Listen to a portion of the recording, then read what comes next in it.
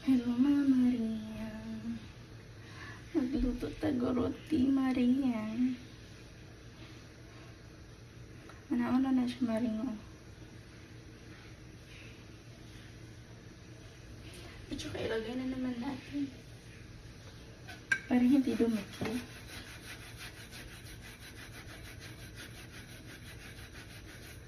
Kunin mo na naman. Ilagay mo na naman sa flour.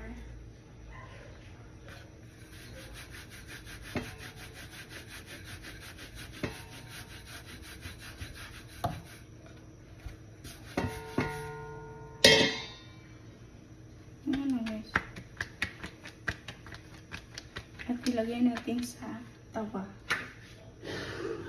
Sharing. Gagawa na naman tayo guys.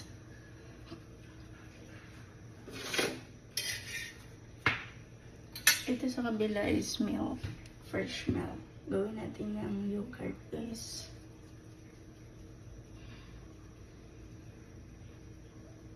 Every morning ko talaga ito ginagawa guys. Every morning ako nagaluto nito. Roti. Hindi ako nagkakain ng roti. I mean, minsan lang. Kumakain ako, minsan lang.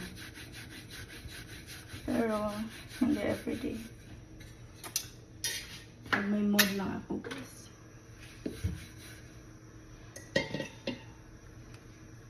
Four pieces lang pala ito niluto ko ngayon, guys.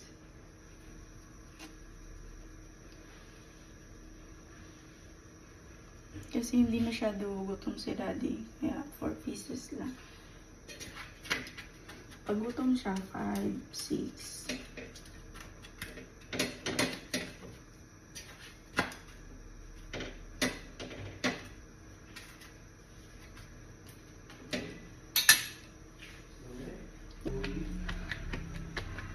Yung baby namin guys, hindi pa siya nagising.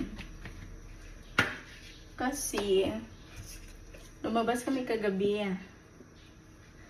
Alam mo guys, hindi na siya sasama sa amin. Hindi na siya mauban sa mua guys. Dito na siya sa ihang buwachi. Ayun na magsama sa amin guys. Ipopost ko pala yun guys. Sobrang cute talaga yun. Napaka-cute talaga. Ayun yung sasama sa amin. Kukunin namin siya. Ayaw niya. Tapos gabi na yun. Siguro mga na yun. Mga 10 PM. Kasi dumating kami dito sa bahay. 11 guys.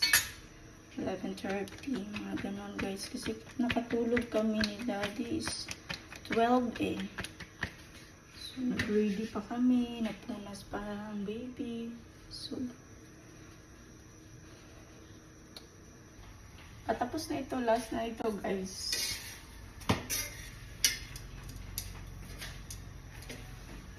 Madali lang ako natapos kasi 4 pieces yung roti na niluto. 4 pieces ba yung pinaluto mo sa akin? Or antok pa? Orang sabi ko. 4 pieces. Nakalimutan ko guys kasi yun. Sleepy pang maring ninyo guys eh. Alas 12 naman natulog. Lagyan na natin ng butter guys.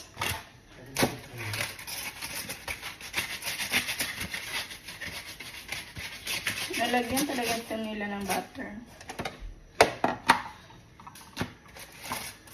Kasi pag magkain ako nito guys, hindi ko naman okay na sa akin, butter lang ang ulam ko.